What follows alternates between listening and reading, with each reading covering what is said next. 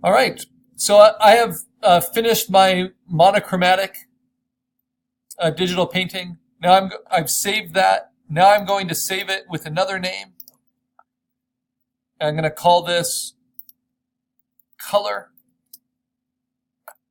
And now I get to take advantage, full advantage of this being a digital painting instead of an actual painting. And what I'll do first is I'll mush everything together by going to Layer, holding down Option, and saying Merge Visible. So now everything's on one layer at the top. Then I'm going to go up to Image, Adjustments, HueSaturation. And because I stole my colors from other Photoshop images, there is color already in my image. Like that's it without any color. And those values hold together pretty well, which means it should be able to take some pretty strong coloring. But if I push the saturation all the way up, you see how crazy it can get. So I'm going to push it up quite a bit. I can play with the hue. Like if I want it to go more blue, more purple, more pink, but I'll get the most diverse color range near the middle. I don't want to play with the lightness or darkness of the colors too much, because those are pretty true to life. I want to keep that around 0.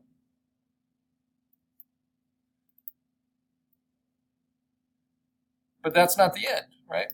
So I just added a ton of color by just using saturation. Now I want to do Image, Color Balance.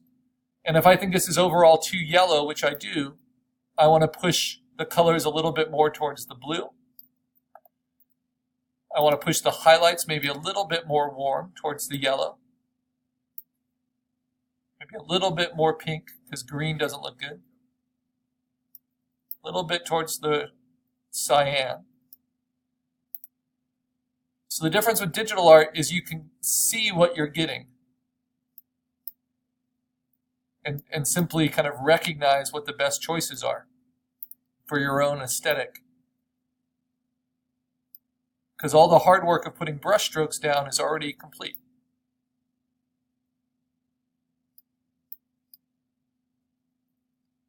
Let's see.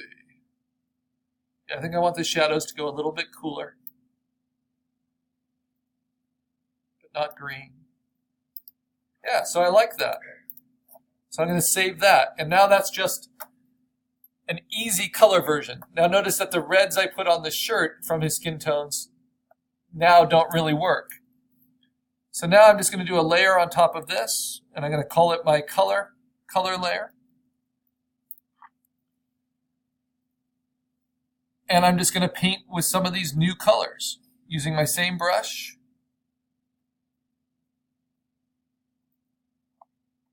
You know, even the basic grays I stole have gotten much more extreme. And I still have that 50% gray behind everything. There is no way to saturate black, white, or gray, so those stayed true. But anything that was taken from the Photoshop reference, especially from a photogravure or this photo, that becomes a much stronger color when you play with saturation. And yet all the values work. But with color, it doesn't make sense to have so much black in his hair. So I'm going to take some of these darker tones, these greens, play with those, soften them. I think I'm going to go to a higher resolution here, or a higher opacity rather. See, these blues are just really popping now.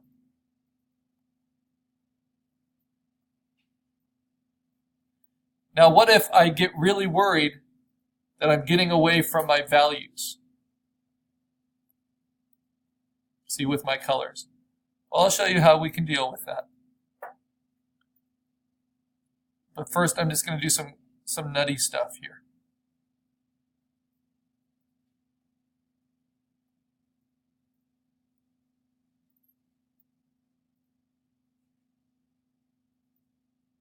Again, not zooming in, not worrying too much about specific details.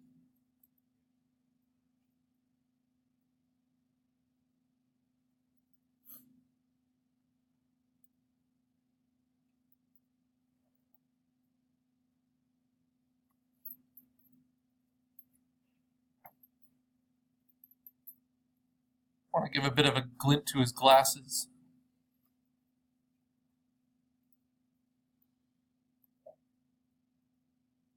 Oh, I'm doing it on the wrong layer. Bummer.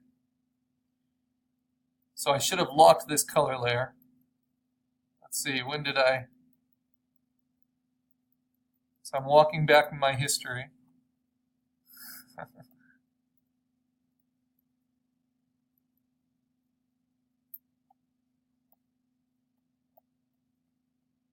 So I want it to be on the color layer there. That's why it's good to lock layers as you go, especially as you're building so many.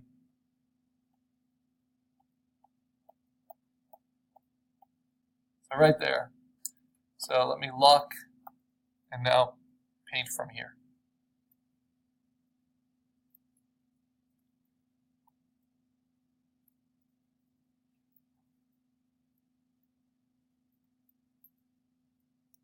This is where color theory comes in. Warms and cools. Cools tend to recede, warms tend to come forward.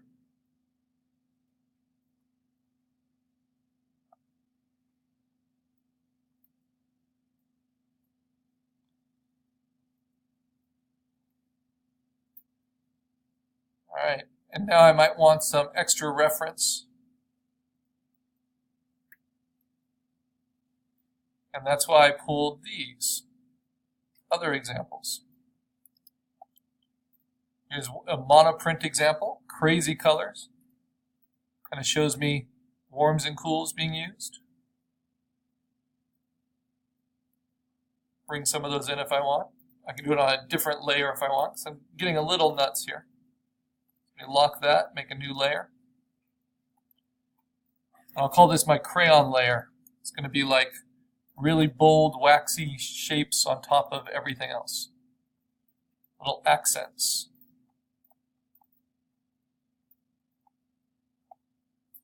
Like a Joker painting.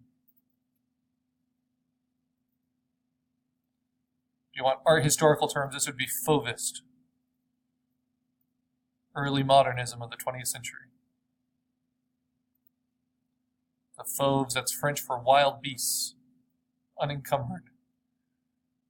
Crazy, passionate color. Disregard for convention. This is digital art, so I can do it.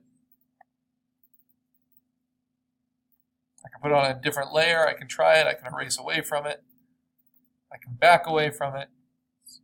It's a very safe space to play with.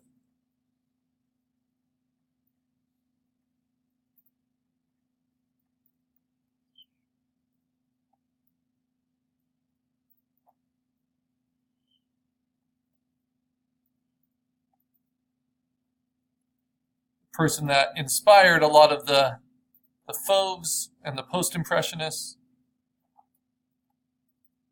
and the freer use of color and kind of a pioneer himself, Van Gogh, really tried to get the most out of his paint strokes. So didn't try to hide them or smooth them out like academic painters did. So this is my chance to kind of get away from that really fussy painting. Be a little stronger. But Van Gogh didn't have Control-Z. Back things up if you needed.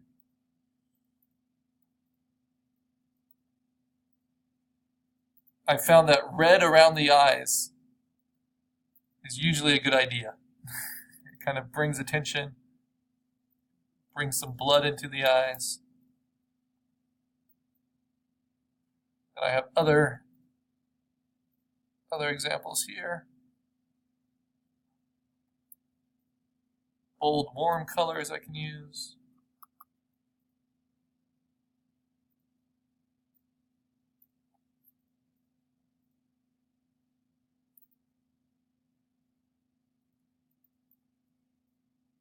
very saturated pinks. Since we're painting in an RGB file, we've got millions of colors to play with.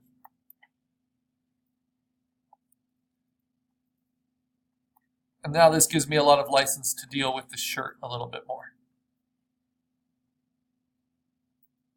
I don't want to be a slave to the plaid.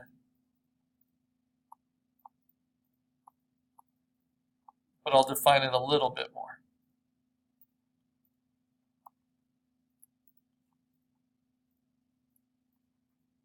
Like this teal, it's helpful.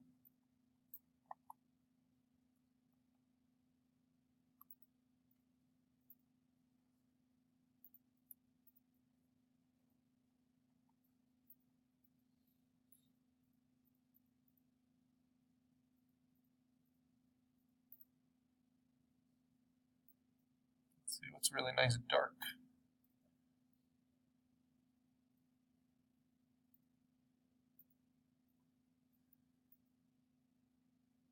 Now I'm painting boldly at 92%.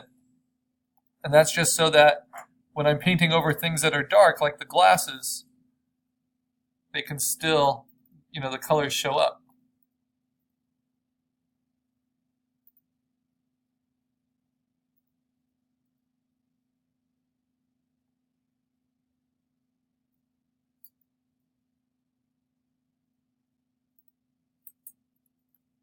And color theory is a wonderful thing.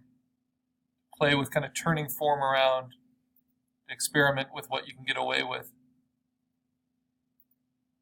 and still get your form to look believable and turn correctly in space.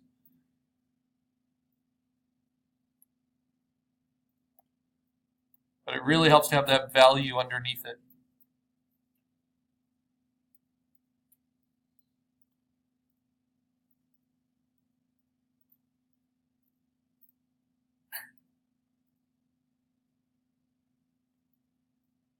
There's certain colors you might be afraid of, like purple.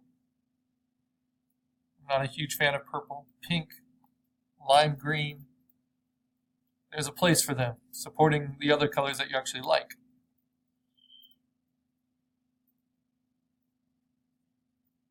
They're meant to work together.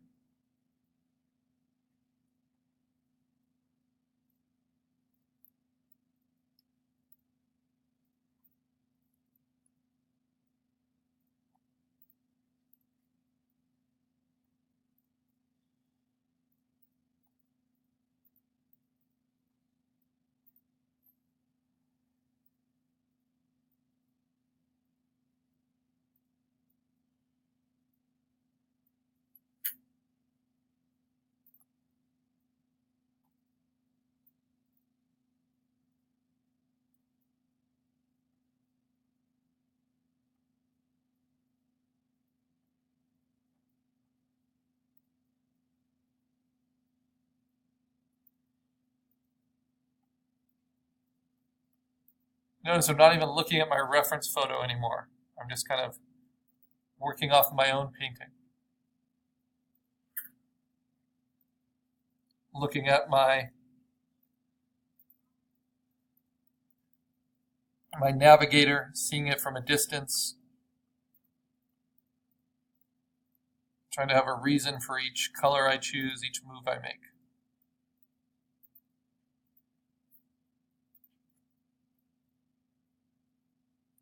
And trying to have fun.